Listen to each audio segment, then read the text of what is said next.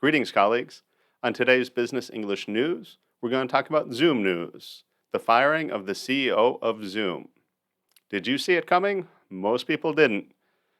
So, if you're looking to improve your business English skills, especially your listening skills, your comprehension skills, and your vocabulary skills, this is a great video to watch. We're also going to be talking about a topic that is in the business news, so it's a good way to stay on top of current events. Let's get into it. All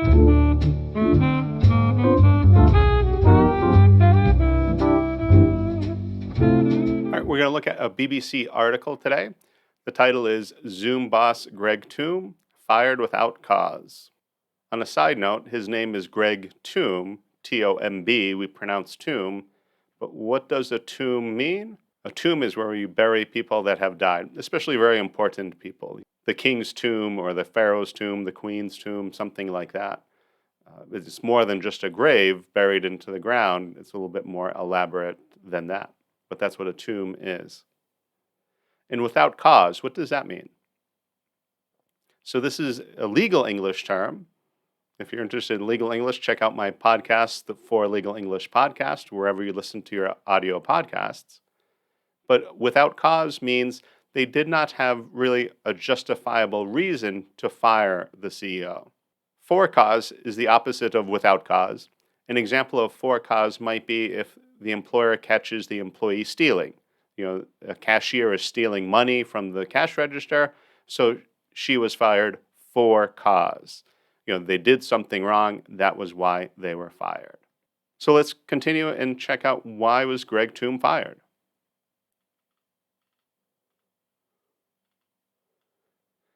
So this article is by Shiona McCallum. Video conferencing platform Zoom has sacked its president, Greg Tomb, a former Google executive. So what does sacked mean? Sacked is a little more informal, but it means firing. He was terminated. He lost his job. He was let go. He was sacked. Continuing, Mr. Tomb's contract was abruptly terminated without cause, according to the company in a regulatory firing. So his contract was terminated. The contract was terminated, it ended, and here we mean his employment contract. Now, if it was two businesses, we could use the same term, but here we're talking about employment contract. His employment was terminated. He was fired. He was sacked. And again, without cause. What is a regulatory filing? So a file may be a document or something like that, something that you retain. Here's a filing cabinet. You put them in the filing cabinet. But we can also use it as a verb to file paperwork. If you're filing a lawsuit, you file paperwork with the court, or you're responding to a lawsuit, you'll file paperwork, officially give it to the court. Or with a regulatory filing, you're filing with a regulatory agency. So public companies in the United States have to have certain filings every quarter, every year, on an annual basis, quarterly basis, or sometimes more frequently, depending on what's happening. But they usually file it with the SEC, the Securities and Exchange Commission, SEC. But there could be other regulatory filings that they would have to file with other agencies as well. But if certain things happen, if they think the outlook of the company, dropped precipitously, they're about to lose their major contract, or maybe they're a pharmaceutical company and their major drugs that have been approved are going to lose their approval, so their stock is going to go down. Certain things like that, they would have an obligation to file that, to update the SEC in the public about what's going on. Continuing, the businessman had taken up the role as president in June 2022 and had been active on earnings calls and overseeing the company's sales. Earnings calls is when the executives of the company, it could be the president or CEO, it could be chief financial officer or somebody else, but they're on a conference call with a lot of stock pickers, basically. So they could run mutual funds or they're stock analysts, but they're kind of in the industry, and so they want to ask questions to the leaders, the executives of a company. So they might do that before the profits are announced or before major developments happen, or it could be on a quarterly or a monthly basis, depends on the company. Continuing, a spokesperson for Zoom said the tech firm isn't looking for a replacement. Mr. Toom reported directly to the chief executive officer, Eric Yuan, who started Zoom in 2011 and was at the helm as the company became one of the pandemic's biggest winners. So, reported directly to, that means that's who his boss is, which makes sense. The president reports to the CEO. In some companies, it may be the same person. The same person might be president and CEO. At the helm, this is an interesting expression. This is an old naval or sailing term, but the helm is the steering wheel of the ship. It controls the direction of the ship. So to say Eric Yuan was at the helm means that he was controlling the direction of the company during the pandemic, and Zoom became one of the pandemic's biggest winners. And I think myself and probably a lot of you have used Zoom a lot more frequently since the pandemic. That's probably safe to say, or at least it is for most people. Let's continue.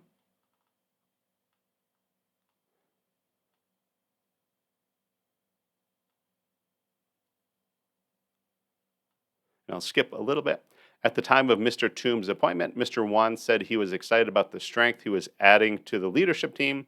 Greg is a highly respected technology industry leader and has deep experience in helping to scale companies at critical junctures. So what does it mean to scale? Well, before everything kind of got crazy 3 years ago, Zoom was probably at this level. But when you had lockdowns, people were working from home, all of a sudden the demand for Zoom and other conference type video conferencing platforms, but especially Zoom, skyrocketed, went sky high. And so how do you scale? How do you increase your employees and your servers, your technology, your bandwidth, all of those things so that you're not losing effectiveness. So you're not wasting money, but you're still as efficient as you were, but your capacity increases dramatically. That's what it had to do during the last 3 years. Skipping ahead, but it has been a difficult picture for the company, which has struggled to maintain its pandemic boom, and like many others in the tech sector, it has been forced to lay off staff. So what is a boom? A lot of times we'll talk about a boom and a bust, especially in economics. The boom is when everything goes great, supply, demand, everything is going up, up, up. But often, as that happens, after a while, it goes bust. Everything goes down. It's a bubble that bursts, and maybe demand falls. What was a boom turns into a bust. Despite Zoom tripling its headcount in 2 years during the pandemic, in February, the company cut 15% of its staff, 1,300 people, to deal with the waning demand. So the demand is waning, it's declining, it's getting lower and lower. And skipping ahead, as companies look to cut costs in the face of an economic downturn, Zoom could be left behind in favor of rival services such as Google Meet, Microsoft Teams, and Slack. So rival services, a rival is your competitor.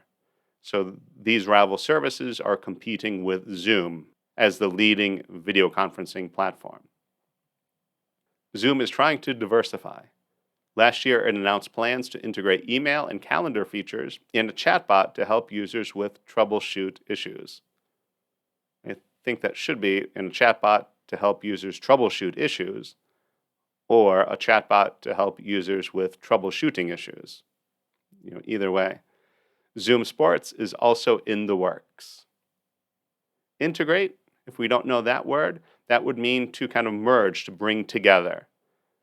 So that's going to integrate email and calendar features, it's going to add it to the Zoom platform. And Zoom Sports is also in the works.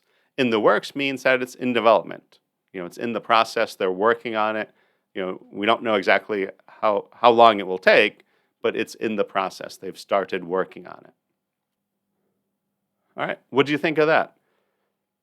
Kind of mysterious. We still don't know why was the president of Zoom fired, and it's kind of interesting that they're not looking for a replacement. So what does that mean?